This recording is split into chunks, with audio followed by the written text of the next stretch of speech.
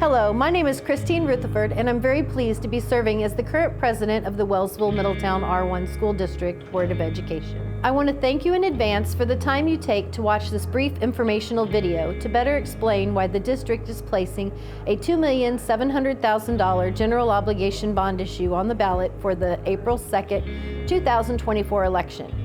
The board members, following the recommendation of the administration, unanimously supported the decision to present this financing proposal to the voters. One of the key features of the bond issue is that it is estimated to not increase taxes over the current 48-cent debt service fund levy.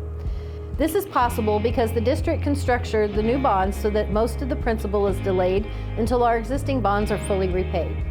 By following this plan, the debt service fund levy is extended by 11 years. Others involved in the creation of these proposals will now share more of the details to hopefully answer your questions, beginning with our Superintendent of Schools, Ms. Rochelle Falloon.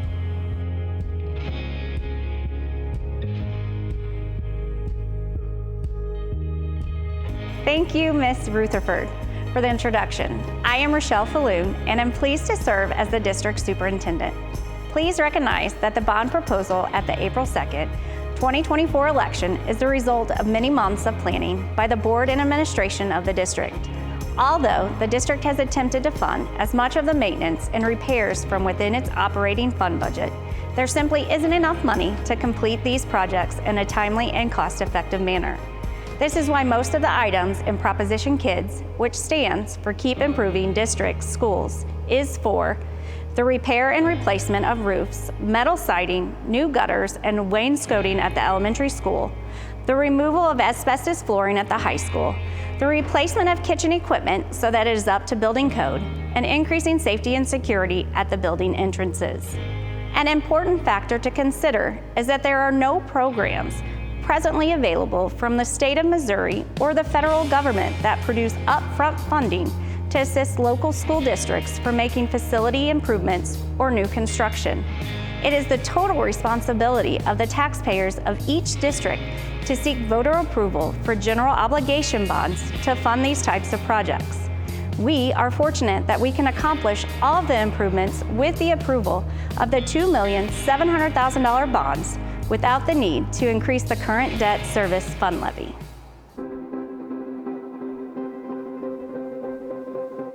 Hi, my name is Matt Patterson. I'm a project architect with HTR Architects.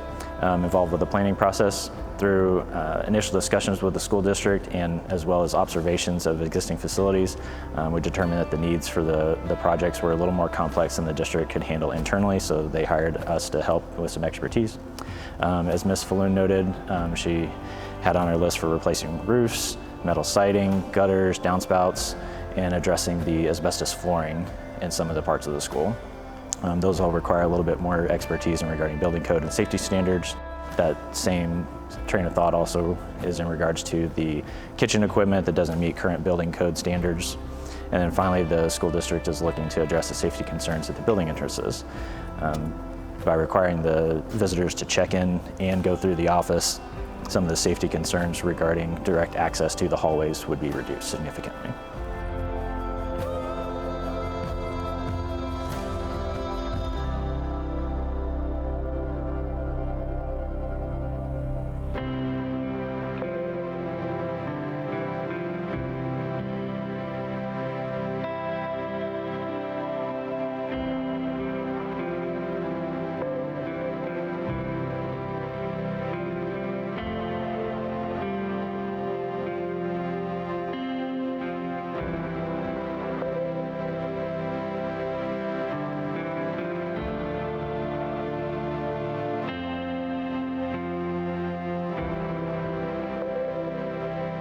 Hello, my name is Courtney Wegman, Senior Vice President with LJ Hart & Company, the district's municipal bond underwriter.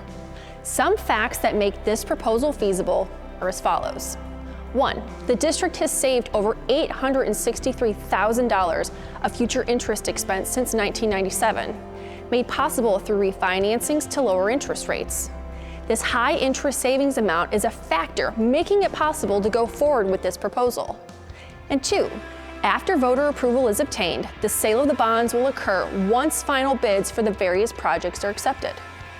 The bonds will then be marketed to local institutions and individuals. To provide flexibility in the future for interest savings through possible refundings or prepayments, the bonds will be callable in 5 years.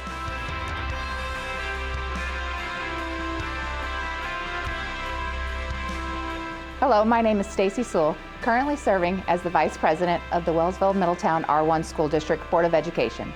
The official ballot language for the Proposition Kids is displayed on your screen.